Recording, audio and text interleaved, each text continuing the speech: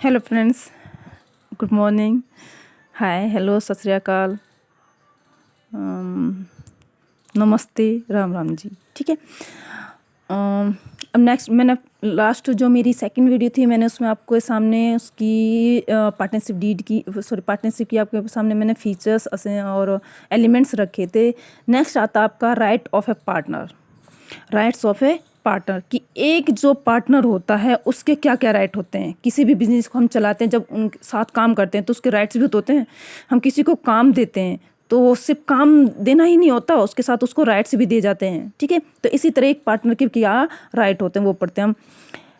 Every partner has the right to share profit and loss with other partners in the agreed ratio. कि जो सभी partners को क्या होता है, ये राइट है कि जो प्रॉफिट और लॉस होगा उसको सभी पार्टनर के साथ जो रेशियो हमने पहले से एग्री करी थी, या तो इक्वली बोला होगा या उनके कैपिटल के अकॉर्डिंग बोला होगा, उसी रेशियो में उसको हम शेयर करेंगे। Every partner has the right to take part in the conduct of business.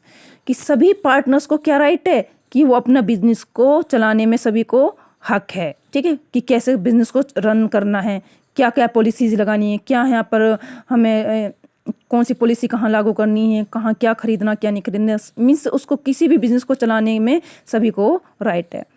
Every partners has the right to be consulted in the matters related to partnership business.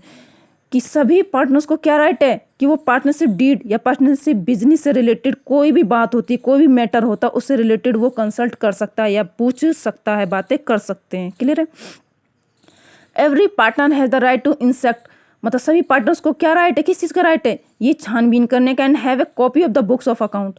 मतलब inspect का मतलब क्या है, मतलब इंस्पेक्ट करना कि क्या प्रॉफिट हो रहा है, क्या लॉस हो रहा है, कहाँ क्या हो, क्या ट्रांजेक्शन हो रही है, ये जांच करने का। ठीक है। हैव ए कॉपी, और कॉपी होती है उनके सब किस चीज़ की कॉपी होती है उनके पास, अकाउंट, जितने भी हमारा अकाउंट बनते हैं बिजनेस में, उन सब की कॉपी सभी पार्टनर्स के पास होनी चाहिए। मतलब ये राइट है उनकी। Every partner has a right to disallow the admission of a new partner. कि सभी पार्टनर्स को क्या अलाव है, अगर कोई न्यू पार्टनर आता तो उसको लाने का और उसको हटाने का ये भी राइट उनके पास है। Every partner is the joint owner of the partnership property.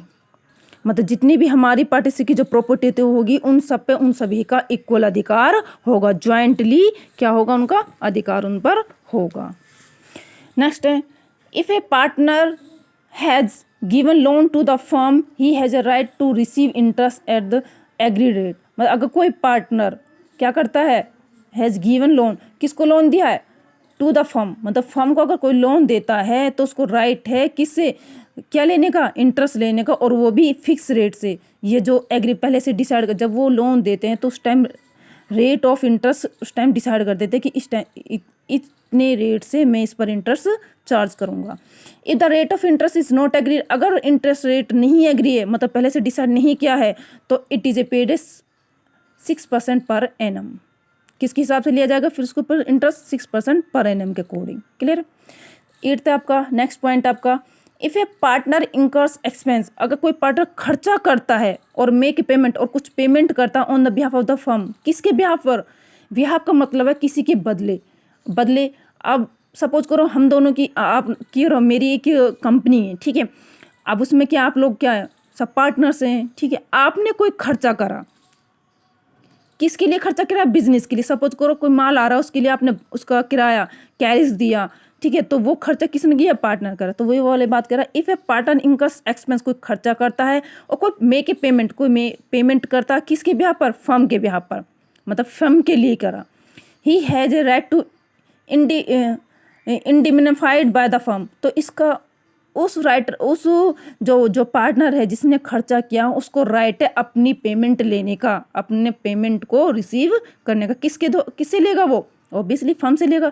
जब फर्म के लिए खर्चा किया तो फर्म से ही वो कंसेप्ट करेगा उसको। Every partner has a right to retire from the firm after giving a proper notice. कोई भी पार्टनर, एक बात और लास्ट है बट मोस्ट इंपॉर्टेंट पॉइंट है, कि कोई भी पार्टनर अगर कोई फर्म छोड़ना चाहता है तो उससे पहले उसको क्या होगा, उससे पहले उसको प्रॉपर एक नोटिस प्रोवाइड करना पड़ेगा। कहाँ पर, ऑब्वियसली फर्म में देना पड़ेगा जाने से पहले, ठीक है। तब तक अगर वो नोटिस प्रोवाइड नहीं करता, नोटिस नहीं देता जब फर्म में, तब तक वो उस फर्म को छोड़कर नहीं जा सकता। क्लियर है? आपको आ रहा समझ में? थोड़ा जल्दी जल्दी तो नहीं बोल रही, क्योंकि फिर ना वीडियो ज़्यादा लेंथी बन जाती है, फिर उसको देखते नहीं बच्चे बोर हो जाते हैं। ठीक है, नेक्स्ट आपका limited liability partnership, most important है LLP। इसको हम क्या बोलते हैं शॉर्ट में? LLP means the limited liability partnership, जिसको शॉर्ट में बोलते हैं LLPS। In India came into existence with the enactment of A limited liability partnership act 2008। जो हमारा limited liability partnership LLPs act है वो कब पास हुआ था? हमारा 2008 में। इसके अकॉर्डिंग एक हमारे पास क्या चला फिर?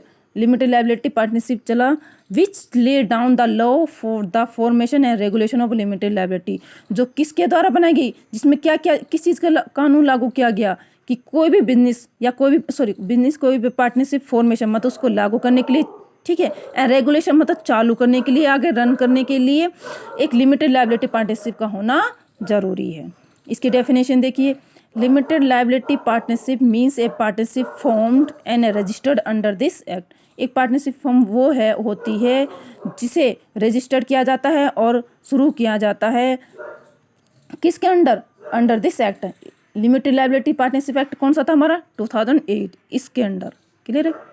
अब LLPs की हमारे पास कुछ नेचर्स हैं, क्या क्या हैं कि LLPs a body corporate form and incorporated under this act, कि एक इस एक्ट के अंडर हमारे क्या है, एक कॉर्पोरेट फॉर्म है और इनकॉर्पोरेटेड है। ठीक है, it is a legal entity separate from that of its partners. एक लीगल मीन्स कानूनी है हमारे, ठीक है, एक सेपरेट है, कानूनी एंटिटी है, इसका जो एग्जिस्टेंस है वो क्या है? सेपरेट है। किससे? अपने पार्टनर से। मतलब पार्टनर्स का इस पर कोई असर नहीं पड़ता, पार्टनर्स आए जाएं, बट ये LLPs हमेशा चलती रहती है। क्लियर है? ये नहीं कि एक पार्टनर गया तो लो बंद हो गई, पार्टनर चले गए तो एक दूसरा आ रहा तो बंद हो गई, नहीं, इस पर पार्टनर, इसके एग्जिस्टेंस पर पार्टनर्स का कोई फर्क नहीं पड़ता। Hey LLP shall have a perpetual succession. ये परपेचुअल सक्सेशन मीन्स ये हमेशा चलती रहती है। क्या है? एक परपेचुअल सक्सेशन है। Any change in the partner of LLP shall not affect the existence right और लायबिलिटीज ऑफ द LLP। कोई भी चेंज करते हैं हम किस में? LLPs में, इसका कोई असर नहीं पड़ता। इसकी पार्टनर्स के अगर LLP में हम कोई भी चेंज करते हैं तो नो अफेक्ट द एग्जिस्टेंस, इसकी एग्जिस्टेंसी पर, इसकी राइट्स पर कोई फ़र्क, लायबिलिटी पर कोई फ़र्क नहीं पड़ता। इसीलिए सेकेंड पॉइंट में बोल दिया था, it is a legal entity separate from that of its partners. ठीक है, इसमें जो इंडियन पार्टनरशिप एक्ट कितना था हमारा पहले? 1932, sorry, Indian partnership act 1932 shall not apply into, ये LLP पे लागू नहीं होता। ठीक है, नेक्स्ट आता आपका पार्टनरशिप और LLPs के बीच में क्या डिफरेंस है, ये हम आपको नेक्स्ट वीडियो में समझाएंगे। अगर आपको वीडियो अच्छी लगी हो, समझ में आया हो, क्लियर आ रहा हो तो please like, share and subscribe करना ना भूलें। और प्लीज़ आपका एक इसमें साइड में एक बटन होगा, उसको आप प्रेस कर दीजिए, जिससे कि न्यू वीडियोज़ आने में आपको कोई दिक्कत नहीं हो और नोटिफिकेशन मिलने में इजी हो। Thank you, bye bye, take care.